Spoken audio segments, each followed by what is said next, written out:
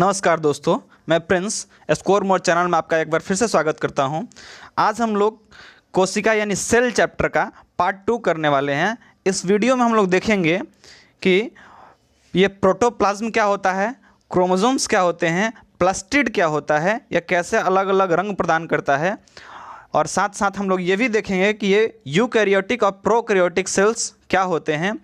इन सब चीज़ों की चर्चा हम इस वीडियो में करेंगे। तो चलिए इस सेशन को स्टार्ट करते हैं। यदि ये पिछला सेशन आपको पसंद आया होगा तो आप इस सेशन को पूरा का एंड तक देखेंगे तो ये पूरा का पूरा सेल चैप्टर आज आपका क्लियर हो जाएगा। यदि आपने फर्स्ट चैप्टर नहीं देखा है तो जाके आप ज़रूर देखेंगे, इसका लिंक मैंने डिस्क्रिप्शन में डाल रखा है। देखिए, मैंने सेल को पूरी तरह से पोस्टमार्टम उस दिन कर दिया था, लेकिन एक चीज़ में छूटा था। क्या वो था? हमारा प्रोटोप्लाज्म। जीव द्रव्य किसको कहते हैं? देखिए, इसमें दो चीज़ें आती है जीव द्रव्य में। एक तो होता है हमारा साइटोप्लाज्म और एक होता है प्रोटोप्लाज्म। तो ये साइटोप्लाज्म क्या है और प्रोटोप्लाज्म क्या है, इसको हम लोग क्लियर कर लें। सबसे पहले मैं आपको बता दूं कि प्रोटोप्लाज्म जो है इसकी खोज की थी किसने? तो डुजार्डिन ने। खोज किसने की थी? डुजार्डिन ने। लेकिन वो खोज कर दिए, लेकिन इसका करना क्या है, इसके अंदर है क्या, ये उन्होंने पता नहीं लगाया। तो इसका पता किसने लगाया? यानी कि नामकरण की यदि बात कर दे तो वो किया था किसने? पुरकिंजे ने। पुरकिंजे ने 1839 ईस्वी में कोशिका के अंदर पाए जाने वाले जितने भी अर्ध तरल दानेदार जो भी चीज़ इसके अंदर, ये सब आप देख पा रहे हैं, ये जो भी चीज़ आप लोग इसके अंदर देख रहे हैं, उस सब की खोज किसने की? मतलब उसका नामकरण किसने किया? तो वो किया था पुरकिंजे ने। और इसकी खोज किसने की थी? ये पूरे प्रोटोप्लाज्म की खोज किसने कर दी थी? वो थे डुजार्डिन। तो चलिए हम लोग देखते हैं इसके अंदर होता क्या है ऐसा भाई। ये साइटोप्लाज्म और प्रोटोप्लाज्म दोनों अलग अलग कैसे हो गया? तो देखिए, ये है हमारा सेल, ये है पूरा का पूरा सेल यानी कि कोशिका। ये कोशिका झिल्ली के अंदर बंद हैं और इसके अंदर माइटोकॉन्ड्रिया, वैक्यूल्स, ये एंडोप्लाज्मिक रेटिकुलम वगैरह वगैरह बहुत सारा चीज़ इसके अंदर भरा हुआ है। तो ये जितना आपको दिख रहे हैं इसके ऑर्गेनल्स, सेल के ऑर्गेनल्स, ये सब आपस में टकरा सकते हैं। समझ रहे हैं? ठेठ भाषा में कहें तो आपस में लड़ेगा तो क्या होगा कि हो सकता है कि लाइसोसोम इससे टकरा कर फट जाए। और जैसे ही आप लोग जानते हैं कि लाइसोसोम को हम लोग बोलते हैं क्या? आत्महत्या की थैली। तो वो आत्महत्या की थैली या टकरा गया इसमें से कोना से आपस में, तो पता चलेगा कि ले पूरा फूट गया, तो इस पूरा सेल बर्बाद हो जाएगा। तो इससे बचने के लिए भगवान ने क्या किया कि इसका अंदर डाल दिया साइटोप्लाज्म। एक तरह का जल जैसा संरचना है, ठीक है, जल ही है मान लीजिए। ये इसमें पूरा का पूरा भर दिया उन्होंने, तो इसको हम लोग बोलते हैं साइटोप्लाज्म। अब ये साइटोप्लाज्म जो होता है वो केंद्रक के अंदर नहीं होता है। देखिए, ये है पूरा का पूरा केंद्रक। तो साइटोप्लाज्म केंद्रक को छोड़ के इसके बाहर का जो भी एरिया दिख रहा है आपको, उसमें पूरा का पूरा साइटोप्लाज्म भरा होता है। लेकिन केंद्रक के अंदर क्या भरा होता है, तो इसके बारे में जब हम बात करेंगे तो वो आ जाएगा हमारा प्रोटोप्लाज्म। तो प्रोटोप्लाज्म देखिए क्या होता है, ये पूरा यानी साइटोप्लाज्म जो था ये पूरा, और साथ साथ इसके अंदर जो भरा हुआ है यानी कि केंद्रक के अंदर, न्यूक्लियस के अंदर जो चीज़ भरा हुआ है, इन सबको यदि आपस में इंक्लूड कर लें तो इस पूरे को पूरे को क्या कहते हैं हम लोग? प्रोटोप्लाज्म कहते हैं। इन सबको यदि मिला लेंगे तब क्या कहेंगे? प्रोटोप्लाज्म। और फिर यदि केवल कोशिका के अंदर की बात करेंगे, केंद्रक के अंदर की बात नहीं करेंगे, तो उसको हम लोग बोलेंगे साइटोप्लाज्म। ठीक है, ये साइटोप्लाज्म, इसका 80% भाग जो होता है वो जल से बना होता है। ठीक है, वो मैंने दोनों बता दिया, साइटोप्लाज्म और प्रोटोप्लाज्म। चलिए आज देखते हैं हम लोग प्लांट सेल में और भी बहुत सारी चीज़ें आज देखनी है। उसमें मेन चीज़ हमारा प्लास्टिड क्या होता है। देखिए, यहाँ पे आपको दिख रहा होगा ये वैक्यूल्स है, इसमें पानी स्टोर होता है, ये सबसे बड़ा होता है। यहाँ पे आपको क्लोरोप्लास्ट दिख रहा है, इसी के बारे में आज हम लोग चर्चा करेंगे। और इसमें ये एंडोप्लाज्मिक रेटिकुलम, लाइसोसोम वगैरह वगैरह बहुत सारा चीज़ होता है। खासकर पौधों में लाइसोसोम की कमी पाई जाती है, मैं आगे बताऊँगा क्या क्या नहीं रहता है पौधों में। चलिए देखते हैं प्लास्टिड क्या होता है। देखिए, प्लास्टिड मतलब होता है लवक। प्लास्टिड मतलब क्या होता है? लवक। तो ये प्लास्टिड जो है ये किसी भी पादप का सबसे बड़ा कोशिकांग है, यानी कि कोशिका के अंदर, इन प्लांट सेल के अंदर कोई चीज़ सबसे बड़ा होता है वो होता है प्लास्टिड। यह केवल मतलब पौधों में ये 3 प्रकार का होता तो बहुत सारा है, लेकिन हम लोग नीट की तैयारी यहाँ पे नहीं कर रहे हैं। हम लोग एसएससी, रेलवे, खरासी, चपरासी, बीपीएससी ये सब देने वाले हैं, इसलिए हम नीट की तरफ नहीं जाएंगे, डॉक्टर नहीं बनना है। तो हम लोग यहाँ पे सिर्फ पढ़ेंगे कि यह 3 प्रकार का होता है। ऐसे मैंने यहाँ पे देखिए फोटो लगा रखा है कि बहुत सारे प्रकार का होता है, क्रोमोप्लास्ट, क्लोरोप्लास्ट, ल्यूकोप्लास्ट, एमिलोप्लास्ट, एलियोप्लास्ट, बहुत सारा होता है। लेकिन हम लोग यहाँ पे बस 3 पढ़ेंगे। कौन कौन? तो हमारा है क्लोरोप्लास्ट क्या है, क्रोमोप्लास्ट क्या है और ल्यूकोप्लास्ट क्या है, इन तीनों के बारे में पढ़ेंगे हम लोग। यही 3 प्रकार के मेन हैं।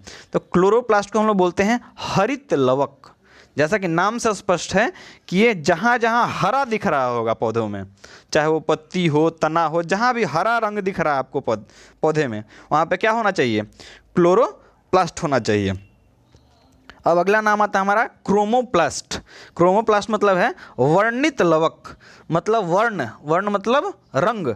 तो जहाँ भी रंग की बात आएगी, कहीं रंग देना होगा, तो वो कौन देगा, क्रोमोप्लास्ट। और ल्यूकोप्लास्ट जो होता है उसका नाम है अवर्णित लवक, मतलब ये रंग प्रदान नहीं करेगा। तो रंग प्रदान नहीं करेगा तो तू है काहे तेरे गधवा। तो चलिए आगे इन सब तीनों को समझ लेते हैं कि तीनों करने के लिए क्या आए हैं। देखिए हरित लवक यानी क्लोरोप्लास्ट जो है यह पौधों में भोजन का निर्माण करता है। इसलिए ये कहाँ पाया जाता है, पत्तियों पे खास करके पाया जाता है क्लोरोप्लास्ट। ये क्या करता है, भोजन का निर्माण। ये पत्ती और तने, मैंने बताया कि जहाँ जहाँ आपको हरा दिख रहा है वहाँ समझ जाइए क्या है, क्लोरोप्लास्ट यानी कि हरित लवक वहाँ पे उपस्थित है। उसने भोजन का निर्माण कर दिया। ये पौधे के ऊर्जा गृह के रूप में कार्य करते रहता है।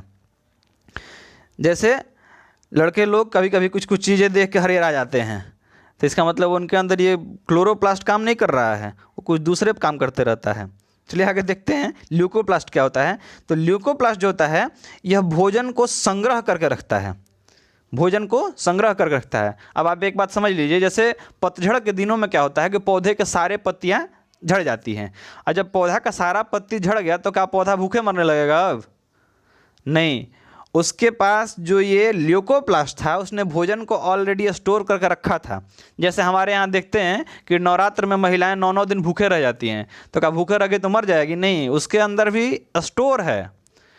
उसके अंदर जो एनर्जी है वो स्टोर है, वो धीरे धीरे निकलेगा और 9 दिन तक आराम से बच जाएगी। लेकिन तो एको दिन नहीं भूखता है गधवन, लड़की लोग ये सब काम करती है, उसके अंदर ल्यूकोप्लास्ट ज़्यादा होता है। चलो देखते हैं। खैर मानव में होता ही नहीं है ये, मानव में प्लास्टिड नहीं होता है, ठीक है। बढ़ते हैं आगे।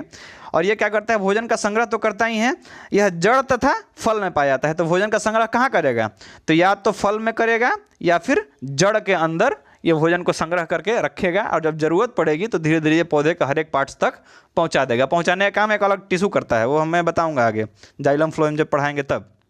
वो बॉटनी का चीज़ हो गया, ये अभी हम लोग जूलॉजी पढ़ रहे हैं, थोड़ा सा जिक्र आया इसलिए मैं बता देता हूँ। अच्छा देखिए क्रोमोप्लास्ट क्या होता है, यह रंग प्रदान करता है। क्रोमोप्लास्ट क्या करता है, रंग प्रदान करता है। कैसे रंग प्रदान करता है, जैसे आप टमाटर देख रहे हैं या लाल मिर्च देख रहे हैं, तो ये लाल क्यों हो गया भाई, तो इसके पीछे भी कारण है, इसमें क्रोमोप्लास्ट है। कौन सा क्रोमोप्लास्ट, तो ये लाइकोपेज के कारण लाल हो जाता है। अब गाजर जो है, गाजर कैरोटीन के कारण हल्का पीला टाइप का हो जाता है। चुकंदर देखिए बिटानॉन के कारण अलग तरह का, मतलब ब्लड जैसा कुछ कुछ रंग हो जाता है। और आप भी इसका ज़्यादा सेवन कीजिएगा तो हो सकता है कि आप भी हो जाएंगे बिटानॉन से उसी कलर का, लगेगा चुकंदर की तरह दिखने। तो ऐसे बंदर की तरह दिखते हैं, उसके बाद चुकंदर हो जाइएगा तो और ख़तरनाक हो जाएगा। फलों का जो पीला रंग आप देखते हैं, आम हल्का हल्का जब पकने लगता है तो जेंथोफिल के कारण फलों का हल्का हल्का पीला रंग आपको आते हुए दिखेगा। अब ये नहीं कि आप काले हैं तो पूरा आमे खा लो तो जेंथोफिल आ जाएगा, नहीं, मर जाओगे पगला, ये सब काम नहीं करना। बढ़ते हैं आगे। कोशिका कितने प्रकार की होती है, कोशिका हो जाती है 2 प्रकार की मुख्य रूप से। कौन कौन सी, तो एक होता है हमारा प्रोकैरियोटिक सेल और दूसरा होता है यूकैरियोटिक सेल। प्रोकैरियोटिक जो होता है उसके बारे में मैंने पिछले दिन में बताया था कि ये अविकसित होती है। प्रोकैरियोटिक ऐसी सेल होती है अविकसित, इसका पूर्णतः विकास नहीं हो पाता है, इसलिए इसमें हल्के वाले राइबोसोम्स पाए जाते हैं। यानी 70S जो होता है राइबोसोम वो पाया जाता है। एस किस लिए आया है, तो वो था सेडिमेंटेशन कोफिशिएंट। तो 70S वाला जो होता है राइबोसोम वो पाया जाता है प्रोकैरियोटिक सेल्स में। जब यूकैरियोटिक सेल्स की बात करेंगे हम लोग, ये यूकैरियोटिक सेल्स ये पूरी तरह से विकसित सेल है, ये हम जंतुओं में पाया जाता है। देखिए हम लोग भी क्या है, एक तरह से जानवर हैं, बस दिमाग है, दिमाग काम करता है। इसी में कुछ लोग होते हैं जो कहते हैं हम शेर के बच्चा हैं। अगर कह दो कोई जानवर के बच्चा तो खिसिया जाएगा, आपने कहा कि हम शेर के बच्चा हैं। अभी समझना मुश्किल है कि शेर आया कैसे था उसके पास। चलिए आगे बढ़ते हैं। तो ये प्रोकैरियोटिक सेल्स जो होते हैं वो एक कोशिकीय होते हैं, जिसमें एक ही सेल होगा उसी में ये प्रोकैरियोटिक सेल्स पाए जाते हैं। इसके बारे में मैं एक चीज़ और बता दूं कि इसमें देखिए जो बाहर से हेयर लाइक स्ट्रक्चर आपको दिख रहा है, इसको बोलते हैं सीलिया और फ्लैजेला। क्या बोलते हैं इसको, सीलिया और फ्लेजला बोलते हैं। ये सीलिया फ्लेजला का काम क्या होता है, तो इसको ट्रांसफॉर्म कराना, ठीक है, इसको एक जगह से दूसरे जगह तक लोकोमोशन देना, इसका काम होता है किसका, सीलिया और फ्लेजला का। तो जो मानव में जो पुरुष के पास स्पर्म होता है उसमें उसके जो सेल्स होते हैं उसमें ये सीलिया फ्लेजला पाया जाता है। ये ओवम में नहीं पाया जाता है, जो स्पर्म के जो सेल्स होते हैं उसमें पाया जाता है सीलिया और फ्लेजला, क्योंकि इसी को ट्रैवल करके फैलोपियन ट्यूब तक पहुंचना होता है, ठीक है, गैमेट्स बनाने के लिए आगे का जो प्रोसेस होगा, तो पहुंचना किसको होता है, स्पर्म को। इसलिए स्पर्म के पास जो होगा सीलिया और फ्लेजला पाया जाएगा, लेकिन ओवम में नहीं पाया जाएगा। और आप लोग कमेंट करके बताएंगे कि मानव शरीर में सबसे बड़ा सेल कौन सा होता है और सबसे छोटा सेल कौन सा होता है। तो इस तरह से हम लोग यूकैरियोटिक और प्रोकैरियोटिक समझ लिया कि यूकैरियोटिक जो होगा वो अविकसित होगा और प्रोकैरियोटिक जो होगा वो पूरी तरह से विकसित होगा। और भी इसके बारे में बता दूं, ये यूकैरियोटिक जो होता है, प्रोकैरियोटिक जो होता है, इसमें बहुत सारे अंगों का अभाव होता है। इसमें मुख्य रूप से पाया क्या जाता है, तो कोशिका झिल्ली आपको मिल जाएगी, यानी कि सेल मेम्ब्रेन मिल जाएगा और राइबोसोम्स मिल जाएगा। बाकी इसके अंदर आपको लाइसोसोम, माइटोकॉन्ड्रिया वगैरह वगैरह का अभाव देखा जाता है। अच्छा, क्यों अभाव देखा जाता है, तो माइटोकॉन्ड्रिया क्या करता है, ये एनर्जी बनाता है, और ये जो न्यूक्लियस है वो भी नहीं रहता है इसके अंदर। न्यूक्लियस क्या करता है, तो भाई कंट्रोल करता है सबको।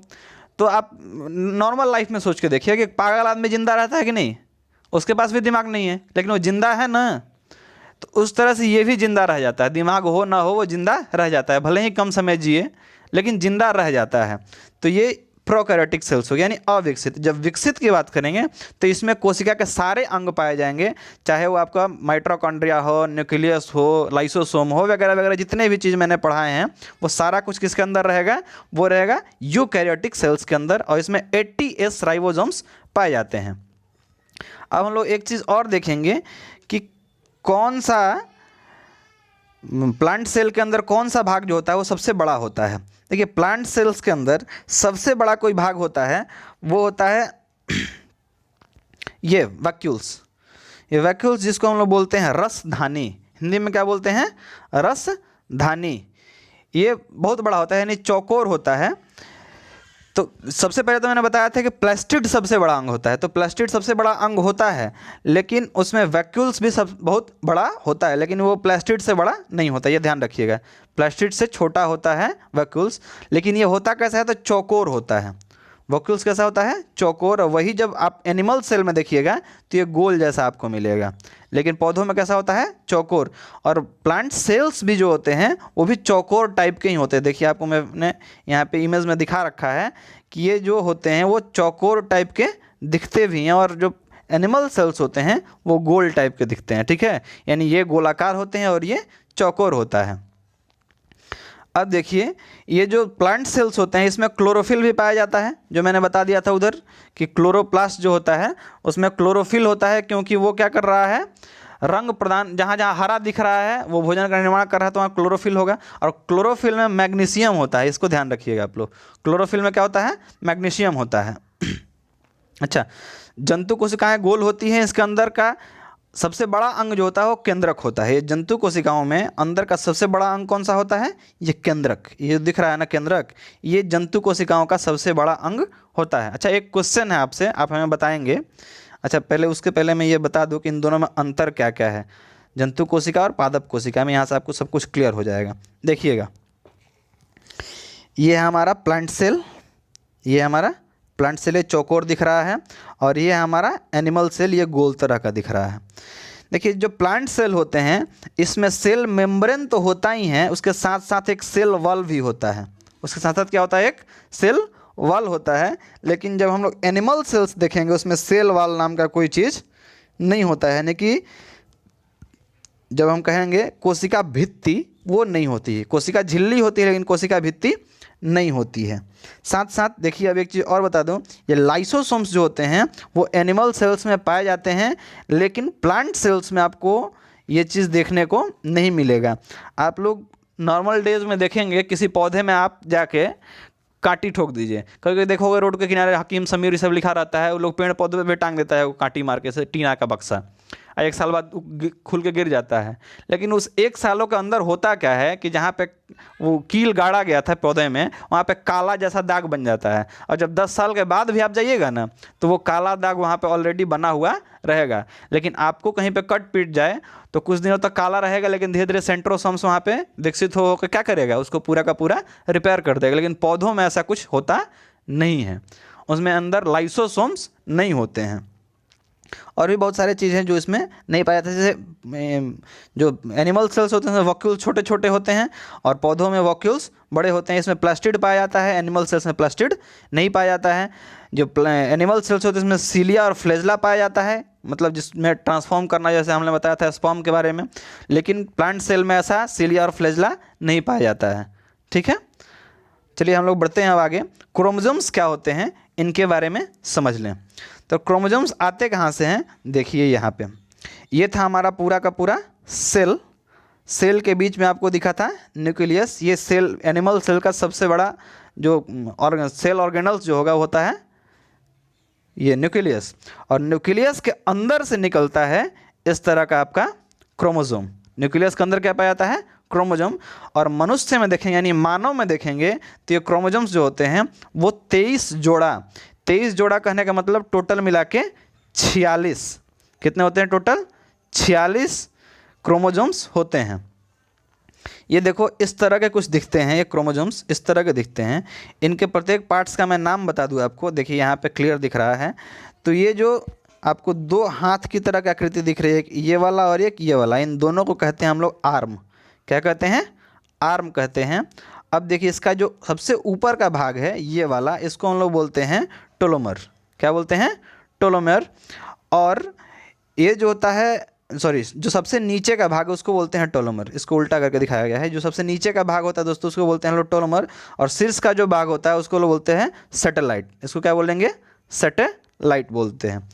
और ये जो होता है जहाँ बीच में दोनों जुड़ा होता है, नहीं जहाँ से कटता है, इसको बोलते हैं सेंट्रोमर। क्या बोलते हैं इसको, सेंट्रोमर बोलते हैं। देखिए यहाँ पे मैंने लिख के रखा है, मानव में 23 जोड़ी या 46 जो होते हैं क्रोमोसोम्स पाए जाते हैं। इसकी खोज किसने की थी, तो वाल्डेयर ने की थी। इसके ऊपरी भाग को सैटेलाइट कहते हैं, मध्य भाग को सेंट्रोमर कहते हैं और निचले भाग को टेलोमर कहते हैं।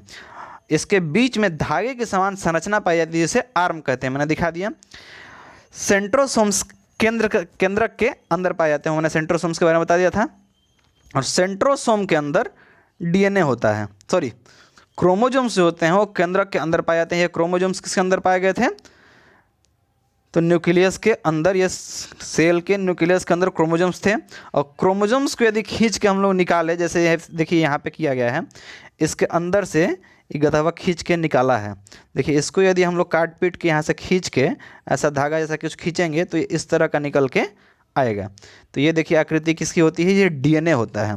तो डीएनए जो होता है वो दोस्तों वो डबल हेलिक्स मॉडल पे होता है। डीएनए किस तरह का होता है, डबल हेलिक्स मॉडल का होता है। और एक होता है आरएनए जो सिंगल हेलिक्स मॉडल का होता है। तो अभी हम लोग बात करेंगे सबसे पहले ये क्रोमोसोम्स के ऊपर ही। मानव में कितने मैंने बताया, तो ये 23 जोड़ी यानी कि 46। और भी जो जीव जंतु होते हैं उसके अंदर भी अलग अलग संख्या में क्रोमोसोम्स पाए जाते हैं।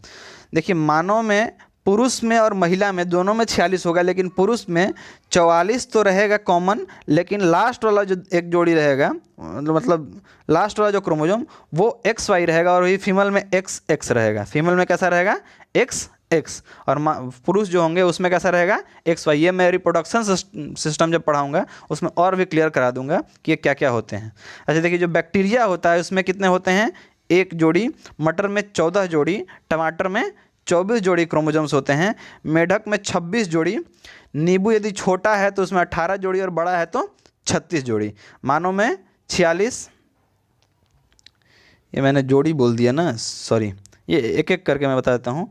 ये 1 होते हैं जीवाणु में। मटर में 14 यानी कि 7 जोड़ी। टमाटर ये जब होंगे तो जोड़ी में होंगे, ध्यान रखिएगा, जब होंगे तो जोड़ी में होंगे। टमाटर में 24, मेढक में 26। और नींबू में मैंने बता दिया कि छोटा होगा तो 18 और बड़ा होगा तो 36। मानव में 46। चिंपैंजी में 48। ये बंदर में नहीं, बंदर का आप लोग कमेंट करके बताएंगे कितना। चिंपैंजी में 48। आलू में भी 48 और तंबाकू में 48। सबसे ज़्यादा यदि पूछे, ये मतलब SSC का सबसे चहेता है कि टेरिडोफाइट्स में कितना होता है क्रोमोसोम्स, तो वो 1600। कितना होता है? 1600 होता है। अब बात करते हैं हम लोग आगे, न्यूक्लिक एसिड क्या होता है। तो न्यूक्लिक एसिड दो तरह का, तो जो हमने क्रोमोसोम से खींच के निकाला था उसको बोलते हैं हम लोग न्यूक्लिक एसिड। वो होता है दो तरह का, डीएनए और आरएनए। तो डीएनए का फुल फॉर्म होता है डीऑक्सी राइबो न्यूक्लिक एसिड। इसके बारे में और चर्चा अगले वीडियो में करूँगा, ये कैसे कैसे हमारा डीएनए इस तरह से निकाला जाता है, इसमें ये एडेनिन, थाइमिन, गुआनिन और साइटोसिन कैसे कैसे वर्क करता है वगैरह वगैरह, ये सारा कुछ मैं अगले वीडियो में डिस्कस करूँगा। आज के लिए इतना ही है। यदि आपको ये वीडियो पसंद आया हो तो लाइक, शेयर और कमेंट जरूर करेंगे, और साथ साथ अगले वीडियो के लिए हमें कमेंट करके बताएं कि आप कितने उत्साहित हैं अगला वीडियो देखने के लिए। धन्यवाद।